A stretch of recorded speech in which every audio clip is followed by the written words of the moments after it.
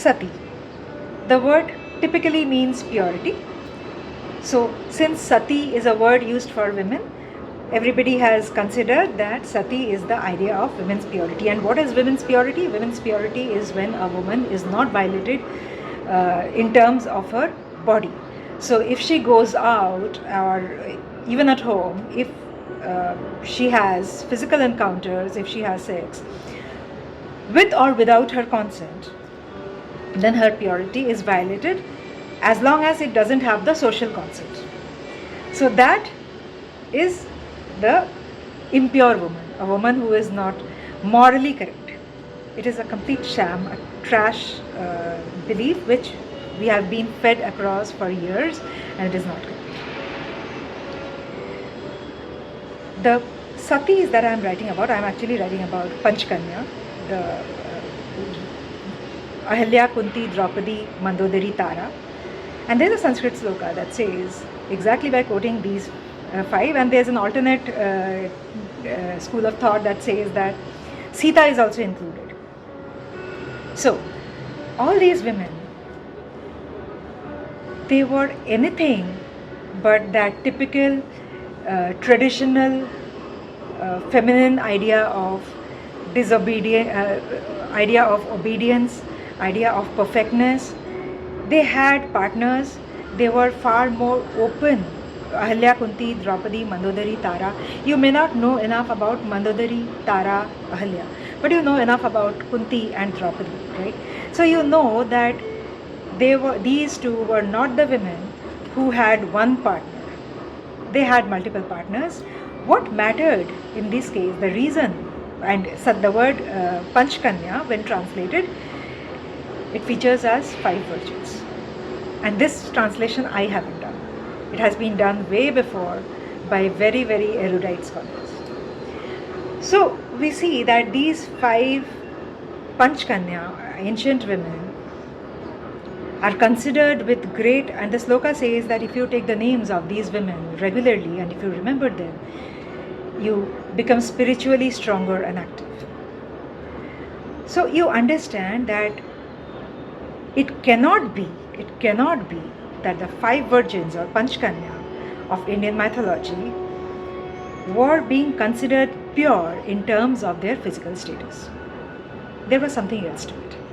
And what mattered in the case of these women, the reason why they are called the Panchkanya and are called Mahasatis, is that these 5 women were very clear about the purpose of life. Just like I was telling in the last post, that they made mistakes, they moved towards recovery, they had a positive intent to make a difference while walking through a series of favorable and adverse conditions. There's a lot of learning that happened to them, and they walked up, they purposely and they voluntarily, they chose to invite or move towards spiritual growth instead of self-growth. These 5 were ancient leaders, and a leader cannot sustain if they're looking at self-growth. No leader can. And that is what, again, our ancient philosophy is telling us, that leadership means collective growth, not self-growth. And anybody who is looking at self-growth has a very myopic, short-sighted view of the world, or is not a person who is looking at the future while working in the present. So when you are more aiming at spiritual growth, and when you are working towards collective growth, your way of thinking changes, and every action of yours has some kind of responsibility attached to it. You will not do just about anything to fulfill that very selfish ambition or very selfish goal, and to make sure that you are having a better life. So what if others aren't? The idea of Panchkanya emerges from the fact that these 5 women were very clear about the purpose of life. So much that when the entire world keeps saying something or the other, they did not budge from their purpose of life. They were very, very focused on what they are supposed to do and what they should do.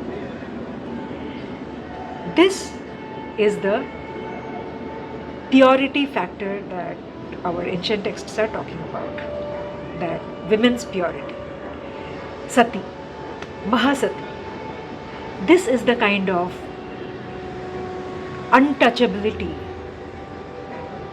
or purity that gets communicated when we are talking about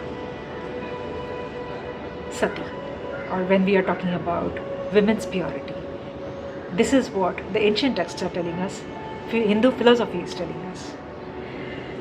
So, in all these 5 women, the Panchkanya, we find that they are very, very clear about their path, and so nobody can touch them.